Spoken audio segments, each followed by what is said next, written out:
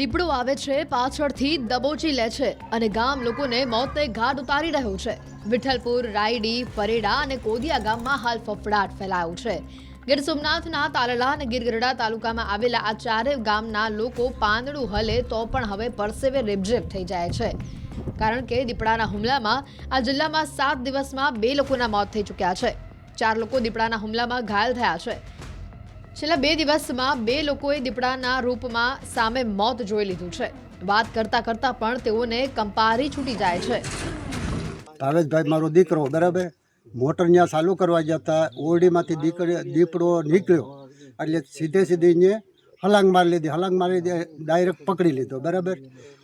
પકડી લેતા છોકરો પડી ગયો એટલે સીધો બીજો ભાઈ હતો એ હાથને હુડક કરવા એટલે મૂકી દીધો એટલે પછી એ લોકો અહીંયા થાળામાં લઈને આવ્યા। પછી માણસો ગળામાંથી ભેગા થઈ ગયા બરાબર છે।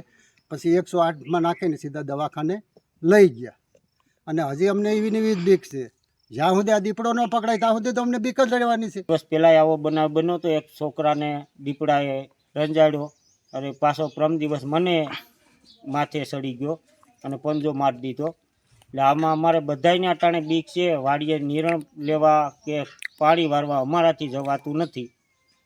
અત્યારે અમને 2 જણાને ઈજા થાય।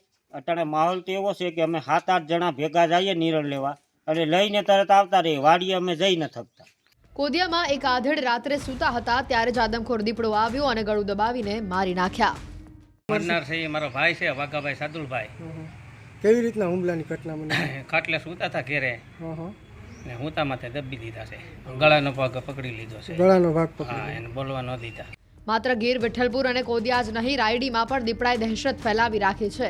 અહીંયા ખેતર જનારા ખેડૂતો ધ્રુજી રહ્યા છે। મારા કાકાને વાડીએ દીપડાએ લગાડી દીધેલું છે બરાબર। બાજુના અમારા પાડોશી ખેતર હતું, અહીંયા ચા પીવા અહીંયા બોલાવ્યા કે ભાઈ તમે અમારી અહીંયા ચા પીવા આવો, અને ચા પીવા ગયા એટલે ઘઉંમાંથી સીધો દીપડાએ હુમલો કરી લીધો। અને વારંવાર અમારા બાજુના ગામડામાં પણ આવા દીપડાએ જમાલપરા ગામમાં 2 વ્યક્તિમાંથી હુમલો કરેલો છે। છેલ્લા 5-6 દિવસથી દીપડાનો હુમલો થયેલો છે મારા ગામની અંદર। એ બે માણસ ઉપર હુમલો કરેલો છે।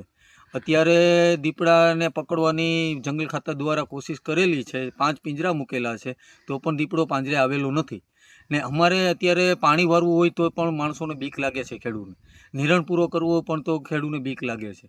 એટલો ભય છે દીપડાનો કે એની કોઈ વાત પૂછવામાં। ઘટના વારંવાર બન્યા જ કરે છે અને આ બધું જંગલ ખાતાની બેદરકારીથી બને છે અને જંગલ ખાતું કોઈ દી એક્શન લેતું નથી। આજ રાતે એમ થયું, આજ રાતે આ બનાવ બન્યા પછી એ 15-20 મિનિટ થઈ આ ડેડ બોડી પાસેથી અમે ઊભા થયા ત્યાં પાછો બનાવ બની ગયો, એક ભાઈને ઇજાગ્રસ્ત કર્યા। બીજા મતલબમાં તો અટાણે જે અમારા ગામમાં ફોરેસ્ટર છે એ અમારા ગામમાં આટા મેર્યા કરે ને દોડ્યા કરે ને એવું બધું કર્યા કરે છે, કોઈ ધ્યાન દેતા નથી। જ્યાં પાંજરું મૂકી અને એના બીજા માણસો છે એને બેહાડીને વ્યા જાય છે અને પાંજરા વાહન માણસો હોય કે કોઈના ઘર પાસે પાંજરું મૂક્યું એને ભલામણ કરીને વ્યા જાય। તો આ એક બાજુ એમ કહે છે કે અમે જનાવરનું રક્ષણ કરીએ છીએ, તો આ પાંજરામાં શિકાર મૂકીને એવું બધું કરે છે તો એ રક્ષણ શેનું કરે છે? રખડવાનું રક્ષણ કરે છે કે જનાવરનું રક્ષણ કરે છે? પછી આ બનાવ બન્યા પછી ફોન કર્યો, પછી કલાક પછી તેનો સ્ટાફ આવ્યો, એ પછી આરએફઓ સાહેબને કર્યો, 1.5 કલાકે એ આવ્યા, પછી અમે એસસીએફ સાહેબની રાહ જોઈ, પછી સવારે એસસીએફ સાહેબ આવ્યા, ત્યાં લગન અમે ડેડ બોડી ઉપાડવા નથી દીધી। અને અમારી એક જ માંગણી વધારેમાં વધારે એવી છે કે ભાઈ આ જે માડમભાઈ કરીને છે ફોરેસ્ટર છે એને અમારે બદલી કરાવી નાખે।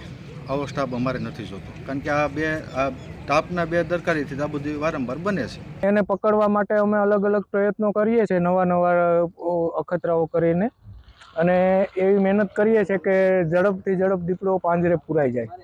એમને દીપડાને પકડવા માટે અમે બહાર પણ ભક્ષની વ્યવસ્થા કરી છે તથા બકરાઓ બાંધી પણ પિંજરાની અંદર અને પકડવાની વ્યવસ્થા કરેલ છે।